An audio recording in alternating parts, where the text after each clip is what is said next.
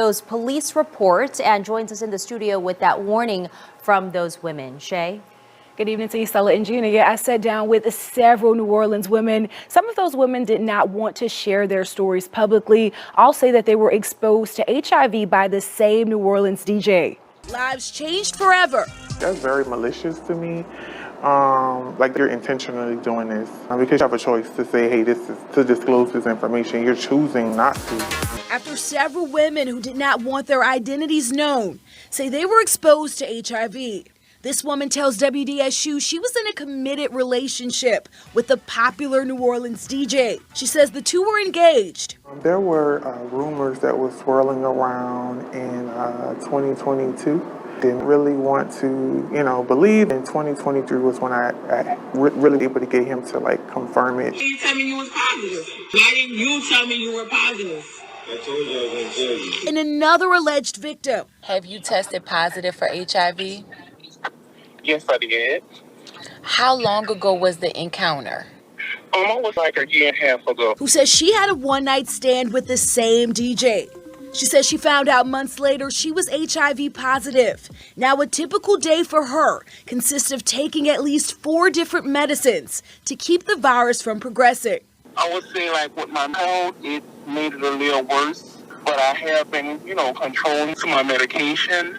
WDSU obtained these documents from New Orleans police detailing encounters the women say they had with the DJ. The DJ is facing allegations that span past Louisiana and other states, including Maryland and Texas. It's very disheartening because some women have confirmed that they are positive. To me, disclose that, in confidentiality. These women are encouraging others to get tested and to be careful. I have a daughter that is in college, and, it deals with women of my daughter's age, and that is her generation, and I don't want him to ruin their generation and to know that you've been doing this for over 20 years, and there's no indication of you stopping. So at some point, it has put an end. And I have reached out to the DJ. Now, NOPD confirms the reports, but has not yet made an arrest. And it is a law in our state for a person who is aware of their positive HIV status to intentionally expose another person to the virus without disclosing that information. It could include jail time of up to 10 years and fines. Salangina, back to you. Oklahoma City man was arrested and charged with knowingly giving at least 3 women HIV. A victim who spoke, who did not want to be identified, states that she is speaking to warn others. Ernest Lacour is charged with 3 counts of knowingly engaging in conduct to transfer HIV. Quote, it's a deadly disease, but you can still have your life. I don't have AIDS and I still have a life to live, said one victim. The woman also states that she started having sex with Lacour in 2021. She also stated that she got sick and went to the doctor. Quote, I would just faint and pass out. I would get so lightheaded that I would have episodes of throwing up for weeks. She states that her lab results were life-changing. Quote, it is hard mentally. They had to tell me about programs and medicines and treatments. Documents state that OKC police got involved because evidence shows that Lacour knew that he was HIV positive during sexual contact. Quote, I am here to tell my story. I am strong. I can do this. I have support.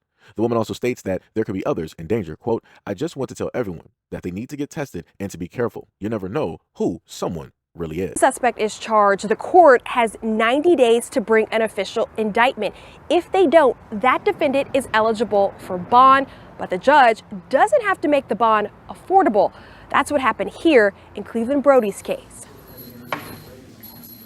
Bond set for $1.5 million today, or $500,000 for each charge. She did die as a result of contracting HIV from this. Right now, Brody faces 3 counts of reckless conduct after investigators allege he knew he was HIV positive, but he had unprotected sex with at least 3 women. One was his own wife, Denise Brody. Denise died April 2022 after doctors say she had undiagnosed and untreated HIV for 5 years. That his status was made clear to. While the defense argued the suspect has been wrongfully accused, that all his partners knew his status, the Rockdale County District Attorney's Office maintained he intentionally withheld his 2006 diagnosis from the women. The Rockdale County Sheriff's Office even saying there may be other victims. For the court to allow him to go back into the county thinking that he would do the right thing would be a total injustice to people in the county of Rockdale. This all comes after Cleveland Brody was previously denied bond twice this summer. The required bond ruling today disappoints Denise's family. It just feels like at every turn, you know, the justice system feels like it's on his side. You know what I'm saying? Like, we get the cemetery and he gets bond and everything else. There's no way my mother would have known this man's status and not protected herself and not gotten treatment if she knew that she was infected by that. And those other victims as well. They went in blind just like my mom did. If Brody does post bond, he has to wear an ankle monitor and abide by a curfew.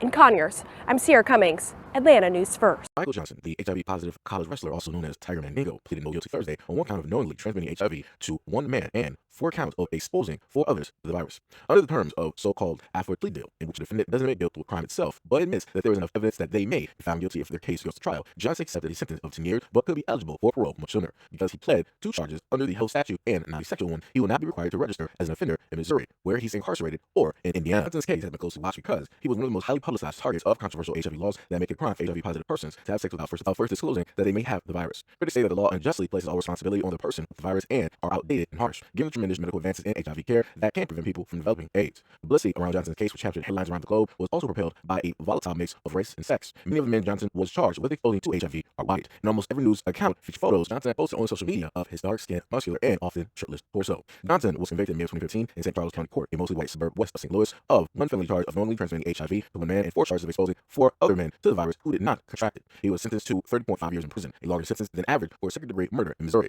But in December last year, the East District Court of Appeals in Missouri overturned Johnson's conviction, citing prosecutorial misconduct. Prosecutors had failed to turn over recordings of Johnson's call for prison to defense attorneys until the morning of the first day of trial. The phone recordings featured Johnson talking about whether he had disclosed his HIV status to his partners, a crucial piece of evidence that the defense lacked adequate time to prepare for. Prosecutors stated that they intend to retry Johnson, but instead he agreed to a 10-year plea deal. Johnson has already spent almost 4 years behind bars. His attorney, Eric Seelig, stated that he could be eligible for parole immediately, but predicted that Johnson, who had no prior offenses, would not be released for another 6 to 18 months. Johnson appeared in court on Thursday with his arms and legs shackled to formally enter his plea, which was approved by Judge John Cunningham. 3 of Johnson's friends stood by to support. None of Johnson's accusers were in the courtroom at the time. Prosecutor Philip Godwin read aloud the charges. These included graphic descriptions of gay acts in which the transmission of HIV is extremely unlikely, if not impossible. An HIV-positive Florida man was arrested after he admitted to sexually going after a minor and passing the virus along to the child. Bobby McAfee, age 62 of Clearwater, was arrested on May 30th and charged with sexual battery. McAfee's arrest follows a lengthy, almost year-long investigation by detectives who received the report on August 23, 2024 about sexual battery. The alleged assault took place in St. Petersburg, a city along Florida's Gulf Coast. The victim was 8 years old during that time. Detectives stated this, quote, detectives learned that the suspect, 62-year-old Bobby McAfee, pinned the victim down on the ground, held both of his arms over his head, and went directly after him. Authorities interviewed McAfee on Friday, and he admitted to having relations with the victim. McAfee also confessed to detectives that he tested positive for HIV. The victim, who has not been publicly named, also recently learned that he is HIV positive. McAfee was charged with 1 count of battery of a child less than 12 years of age. He was booked into Pinellas County Jail on Friday. He is currently held on a $250,000 bond. Authorities also stated that they do not plan on sharing any additional information about the case in order to protect the victim's identity. So, as I've stated before, whenever it is that I happen to cover videos like this, I never get the same type of energies that people want to deliver directly to me on other videos. So in comparison, if you can see directly in front of you, maybe I reminded myself to or not, there's a comment that a woman left basically trying to state that I'm the type of person that commits horrendous acts towards women. And this was simply over the fact that she disagreed with my point of view and my opinion on a video that dealt with a black woman arguing with a black man in an Uber. And as I stated before, it's crazy how people want to lose their minds. They want to get highly emotional when it deals with these situations and everything of the sort. But they never seemingly have the same energy when it deals with stories of black men. Nobody wants to try to tell me like, oh, well, Seiji, you must not know a lot of black people. You must not know a lot of black men. You must be some type of, I'm not sure what the reverse of an incel would be specifically, but whatever the reverse of an incel is and all this other type of stuff. And you must not love your father and your brother. nobody ever delivers that same energy when it deals with these stories. People pretty much ignore. Some people might leave a comment, or other people just act like they didn't see it. But like I said before, my main job is to point out that this is a problem. My main goal is to point out that this is something that needs to be fixed, that this is a situation that needs to be handled so that things don't keep going. And as I commonly stated before, whenever it is that I happen to do reverse videos, again, people are highly energetic. They got a lot of stuff to say. But in return, when it comes to these videos, people don't have that exact same equal energy, and that's problematic.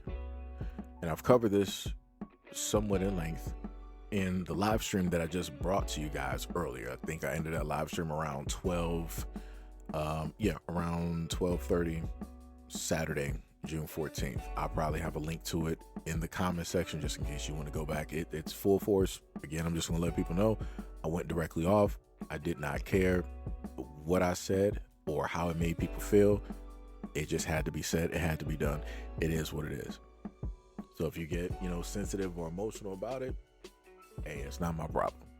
It's not my problem at all. But, like I said before, this is a problem. This is a situation that needs to be fixed. There's a lot of situations that need to be done so that these things can stop being a persistent thing in the Black community. And I'm not trying to hear people sit up there and tell me like, oh, well, these people they look like tethers. They look like, it don't matter. It don't matter if they are or aren't. The whole main problem is that it's within the community. It's happening and people are getting affected. And this is something that they can't get rid of. That is the fact of the matter. That is it. People's lives are at risk when you have individuals like this that want to parade around and just freely throw this to anybody. That's crazy. That is 1000% crazy. I don't care if it's a man-man relationship, a man on woman. I don't care if it's a bisexual relationship, whatever it is, whatever's going, it should not be happening. They are a danger to society as a whole, beyond being a danger to themselves, because they don't even care about themselves. They're a danger to literally everybody else directly out there. And men like this don't need to be sheltered in these communities. Nobody needs to shelter them. Nobody needs to harbor them. They need to be really gone from this planet, just to be real. They need to be gone from the planet. But anyways, let me know what you guys think about this video. And also if you happen to took a look at the live stream and heard, some of the things that I listed from there, again, about this video, you can leave that in the comment section as well. And I'll see you guys in the next video and or live stream. Peace out.